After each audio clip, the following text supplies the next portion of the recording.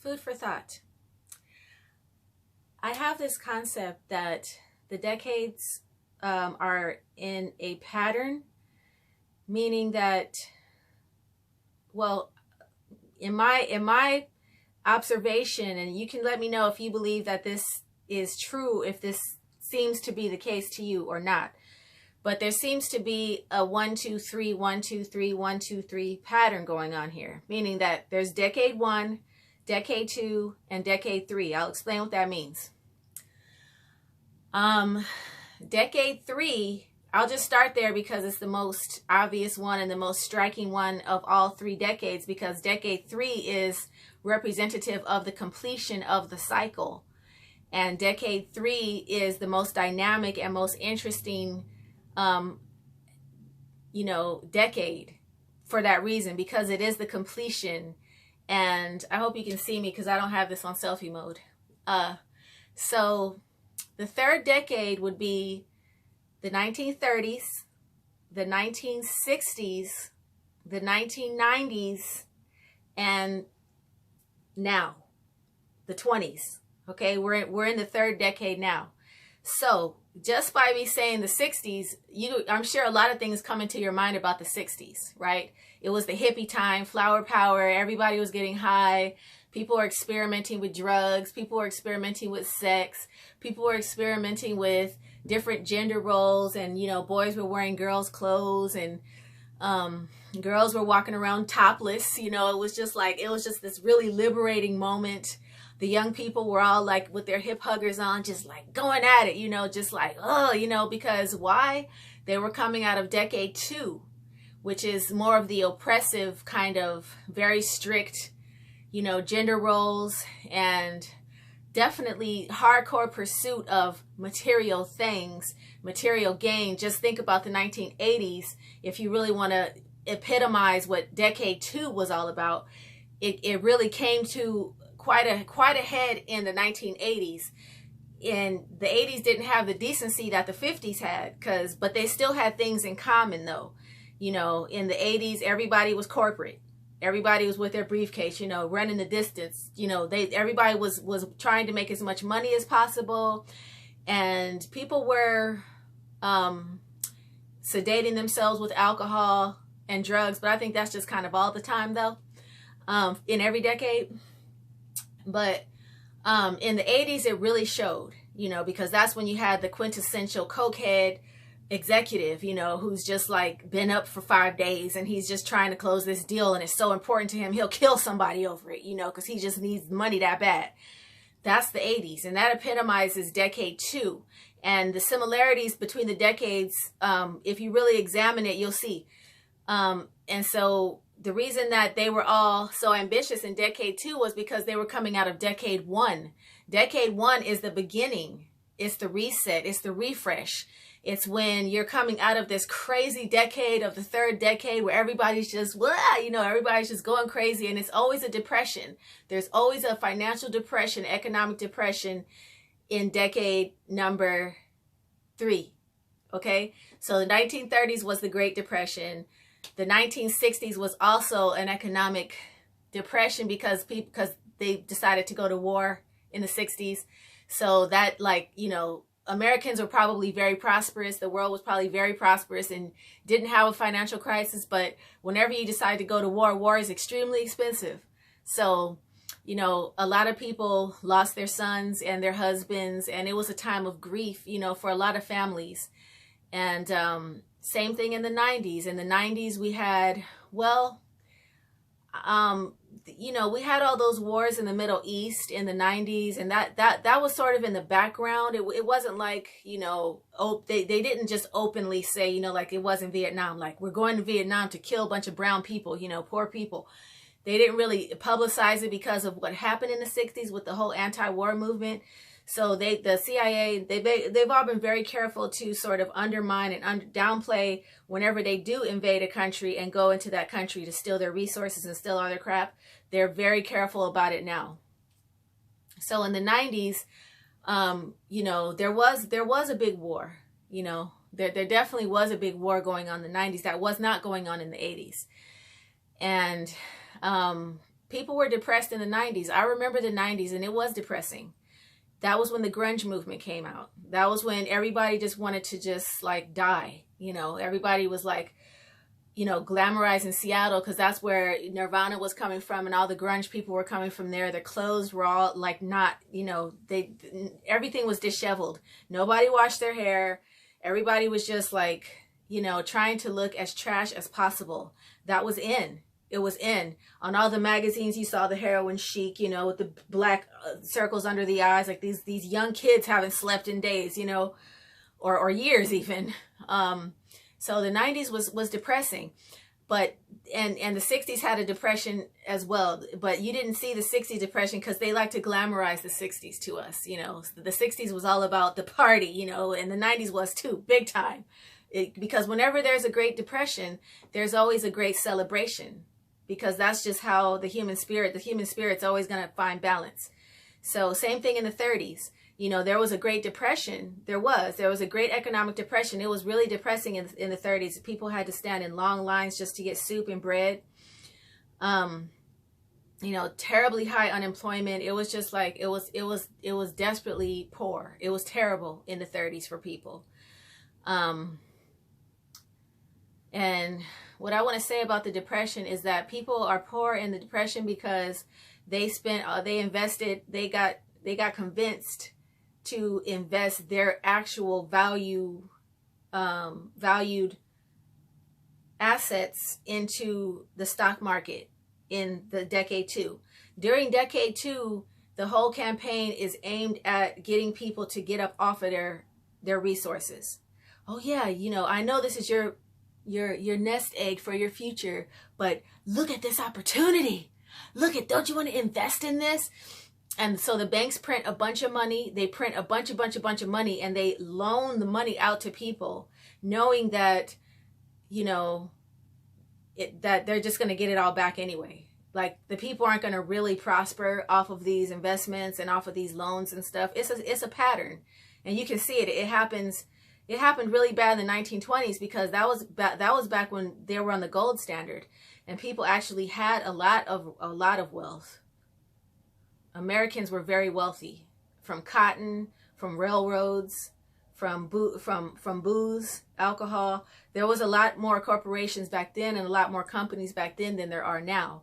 And so there was a lot more wealth. The wealth was way better distributed back in the 20s. And they convinced all these debutantes, you know, who don't know anything about finance or the stock market, or don't know anything. They have all this money, but they don't know anything, you know. They're just like, they're debutantes, you know. They know how to dress up and look good and hang out at swanky, you know, affairs. Well, the sad news is that in decade 2, these people get convinced to give it up. And this happened in, you know, in the teens here, you know, say 2010 to 2020, you know, all the whatever wealth remained in people's pockets, because after this so many cycles, there's not going to be very much wealth remaining in people's pockets. Only the very smart people will have their wealth, and they're not going to invest it because they know better. But you know, if you look at the last decade before this one, you will see that, wow, there was so much prosperity. It was opulent. Decade 2 is the decade of opulence. It was opulent. You know, wow, I lived in downtown LA, and downtown LA used to be a trash can. Literally, like, it was literally a trash. You would not want to drive through there at night. You wouldn't even want to drive through there in the daytime because you didn't want to stop your car at a street light. You know, you would just hope that you wouldn't get a red light because it was that bad. It was stank, you know, it was nasty. And I would say it took about 1.5 years of development, big time development, before all of the millionaires started to move in, and it started to become a scene, and it started to become a really cool scene. And it, you know, people started to buy those buildings down there because that is another way of doing business in this country. Is like they'll allow a neighborhood to become so poor. And this happened all over LA, by the way, and Chicago. But it happened in Chicago more like 20 years ago, I'll say. But in LA, it was kind of, this kind of just happened during the new millennium, because LA used to be sketchy. You know, it was scary. Like you didn't want to be Compton, Compton and Watts. You know, Inglewood wasn't too bad, but still, I mean, anybody that's from LA, y'all know what I'm talking about and how it got gentrified, and they just started developing like crazy, and it was so opulent, you know, and just all these rich people started moving in, and all these businesses started opening. So that's decade 2. Everybody gives it their all, literally. People literally give it their all. They take everything that they got, that they've ever gotten, you know, or that they've accumulated over the years, and they throw it into this development effort. And then decade 3 comes along and oops, sorry, we printed too much money. We got to take all that stuff back, y'all. We, you know, they won't ever take credit for it or responsibility for it. But that's what this, you know, Corona Chan is all about. It's all about an economic crash, but they don't want to call it an economic crash. They don't want to call it that because there's too many smart people now, and too many people will put 2 and 2 together and really, you know, get the whole picture that, wait a minute, you know, this isn't right. Like, this has happened before, over and over again, and you know, why does this keep happening? So this time they're blaming it on a virus. But anyway, I'm not here to get on a tangent about that. I just want to identify what the 3 decades are. Okay, so decade 2 is the decade of opulence, but it's kind of a false opulence because the banks are printing insane amounts of money, and people are pulling out their actual money and their actual assets, which exponentially multiply in the magic of finance. People's actual resources, hard money, cash, real stuff, that actually multiplies like hell in the magical world of funny money. So decade 3 is always the depression. Decade 1 is the decade of recovering from the depression. So we're in decade 3. We just started it. We're only on the 2nd year of decade 3. But next decade will be decade 1, and that'll be the 1970s, right?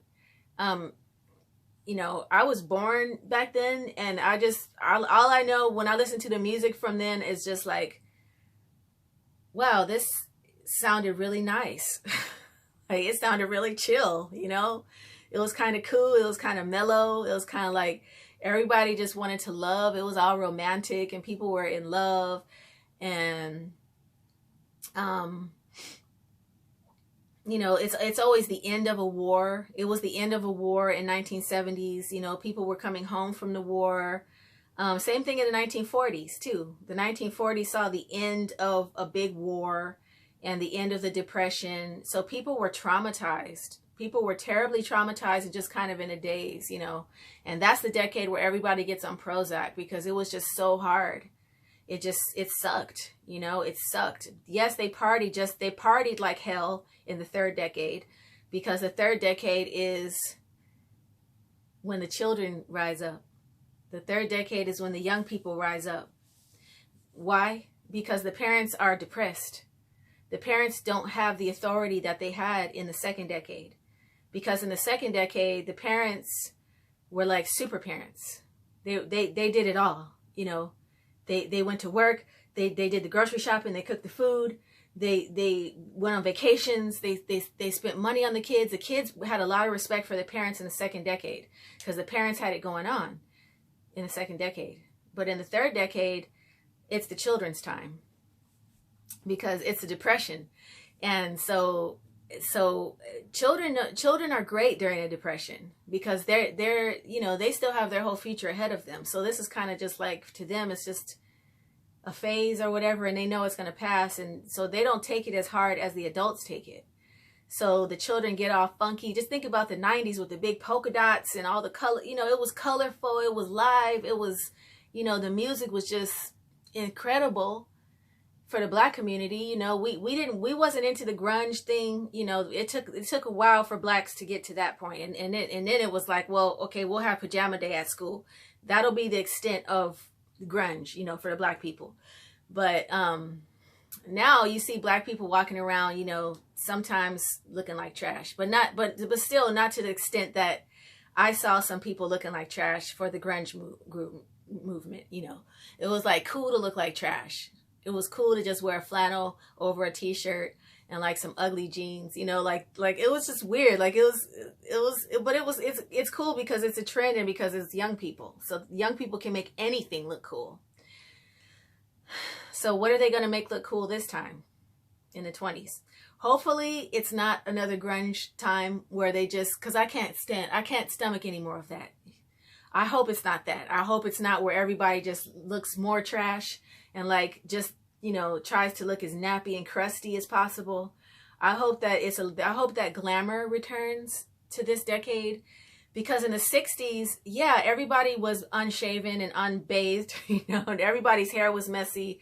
Black people was wearing their hair natural, but black people still had their style going on, because it's not easy to take that from blacks.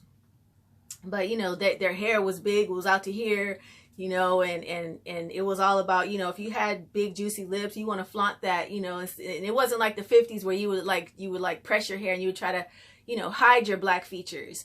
It was more like, you know, boom, like say it loud and like be, you know, whoever you are. So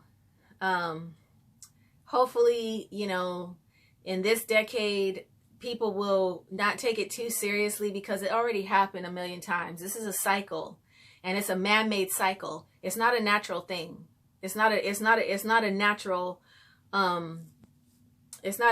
rhythm. It's a man-made rhythm, and it's a top-down rhythm, because the powers that be are interested in maintaining control over the people at all cost. And they've gotten so good at it, and they've gotten so efficient at it, that they're at the point now where they are going to have a return to serfdom, because they've been able to finagle so much wealth out of the common people, like all of it, you know, like pretty much all of people's resources have been invested into a system that's going to crash at some point. So that's left a lot of people hanging, and but there have been some smart people, because there are some smart people in the world, and those are the ones that they just quietly watch everything from the side, because they didn't really drink the Kool-Aid. They didn't believe the hype, and so they're gonna be all right. So yeah, this is like the 60s again. Okay, it is depressing. It's depressing, and the temptation is going to be to just throw your life away. You know, that's the temptation, to destroy your health, to ruin your health, to ruin what you have, to just throw it all away. If you're in a relationship, the temptation will be to cheat. If you're single, then the temptation will be to sleep around and just like give yourself away. And there's always a temptation for drugs and alcohol. That's always there, but especially in a time of depression, because it's lonely, it's boring, especially now. You know, at least in the 90s, you could go out. You know, we went out. You go out and you dance it off. You sweat it out. You know, you go and you have communion and community with other people. In the 60s, people were outside. Everybody was back to nature movement, you know, and that's what kept people grounded. And in the 60s, it turned out to be quite a benefit that they had that economic crash, because people had a lot more free time to rediscover nature. And that's where the environmental movement was born out of. And it was a great thing for the earth and for humanity in general. And of course, all the psychedelics, and I'm totally pro psychedelic for anyone who doesn't know. Like, I'm totally down with that. So I can see sort of a resurgence of that happening in this decade. And it's going to have to happen in people's houses. So like, if your kids want to have their friends over, by all means, please have your friends over. You know, if people want to get together and be social, that's all you're going to have this decade. I'm telling you, that's all there's going to be available, is what you can accumulate, and like what you can conjure up and cultivate in your own social life. That's going to be your life, because these people ain't playing. Bill Gates and them, you know, these billionaires, they're buying up all the farmland, you know. So like the whole back to nature thing, you know, might not be as easy now, because you might be on somebody's land, you know, when you're just, you know, the public lands are being privatized, and they're doing a lot. And they saw this coming. They knew that this time was going to come, And every third decade, there's always a big movement that is born out of it. There's always some kind of big, you know, social movement that is born out of it. I can't think of what it was in the 90s right now, but I think it was like Occupy Washington, Occupy Wall Street, you know, like the Occupy movement and stuff. Like there was a lot of activism in the 90s. That was a time when people really started to examine what the banks were doing and the corporations were doing. And so it was huge in the 90s. It was huge. And then when, you know, they make everything so difficult in the third decade because people have so much time on their hands and they do start to become awake, you know? And so that's like a cause for them to be more oppressive. And that's just the struggle that we're in. You know, we have to change this karma that we have with the governments and stuff. We have to somehow gain the upper hand. And I'm not really here to talk about gaining the upper hand at all, because I can't do it by myself, and I am alone. Like I live a very lonely existence, and it's not all bad, you know. I like being alone. I appreciate the time alone because I know I won't always be like that. So I'm enjoying it and making the most of it. But I do want to socialize more, so I'm trying to reach out to some of my Facebook friends and stuff, and anybody who wants to send me their phone number, I'll give you a call, okay?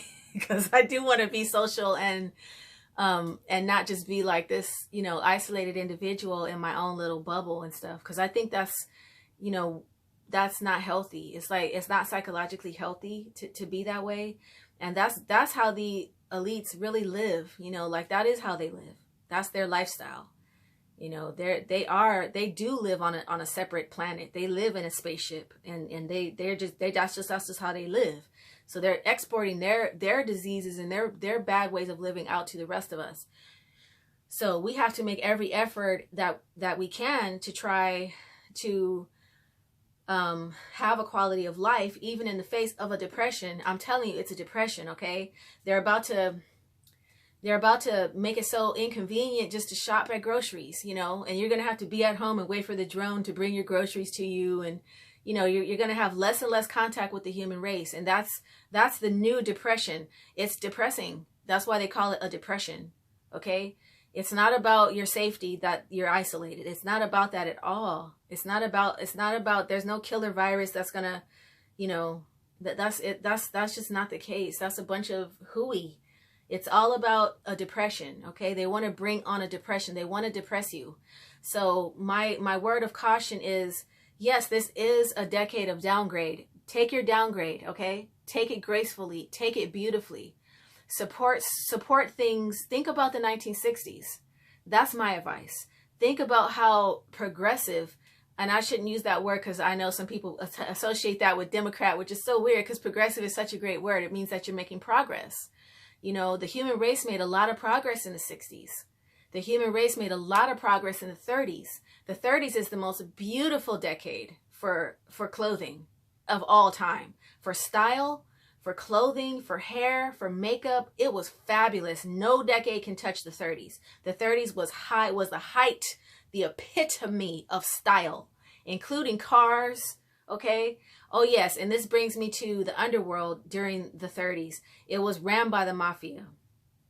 Okay. And it was that way in the 60s too. That's why there was like ample drugs on the street. You know, you could get any drug that you wanted in the 60s. It was all available. It was easy to get. Same thing in the 90s. And the 90s was, you know, the time when there was a very, active black market, I guess. I don't know. I was very young in the 90s, but everybody wore black. Okay. Let's just put it like that. It was a black time. It was the third decade is a black decade, meaning that the underworld runs it. Okay.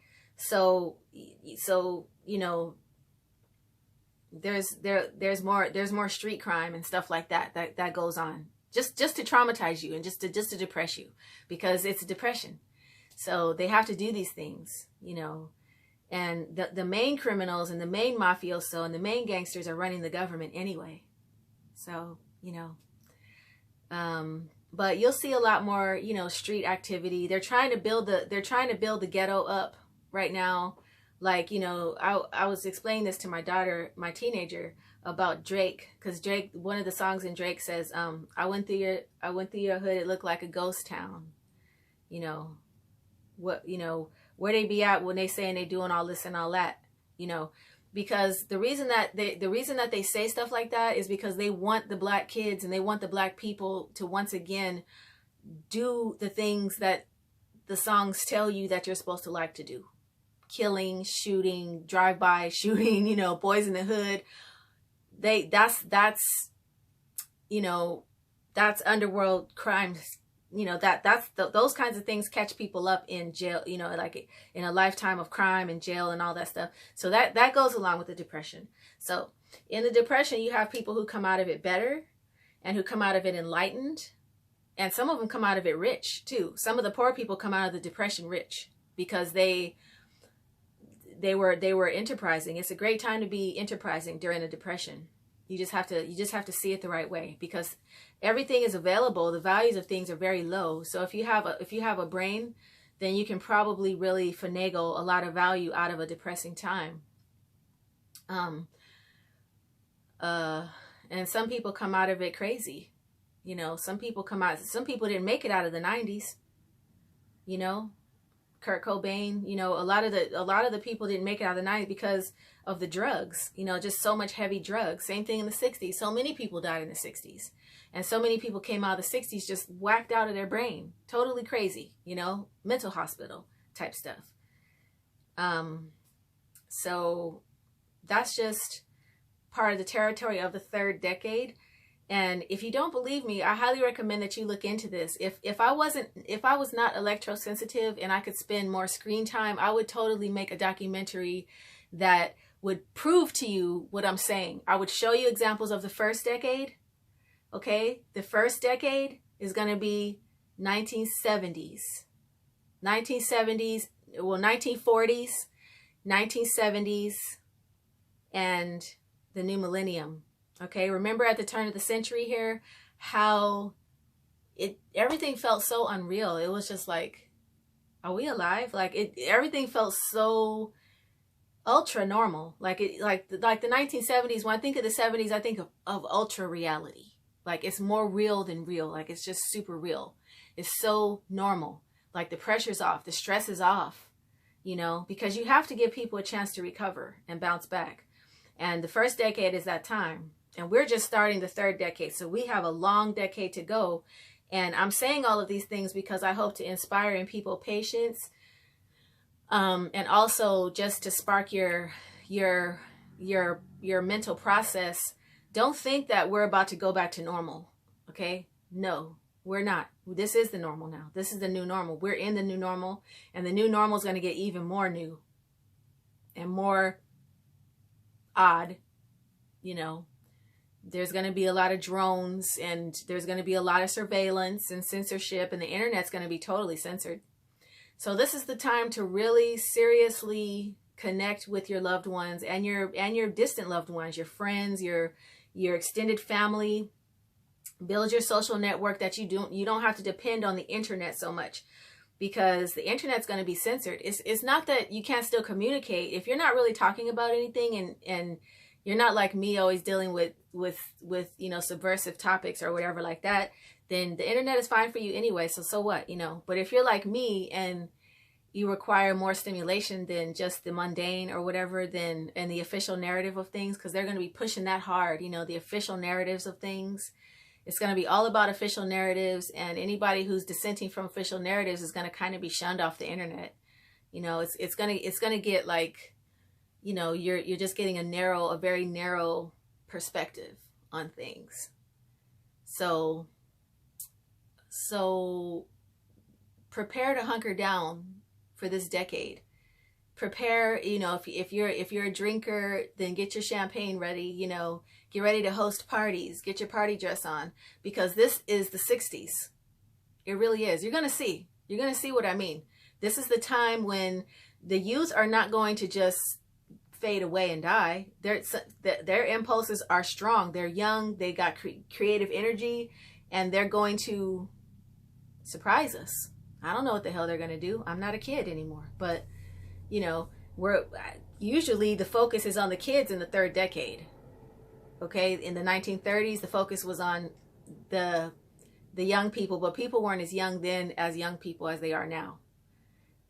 Back then, young meant, 20s and 30s, whereas now young means teens and 20s. So in the 60s, you know what happened with the young people in the 60s, right? They broke from convention.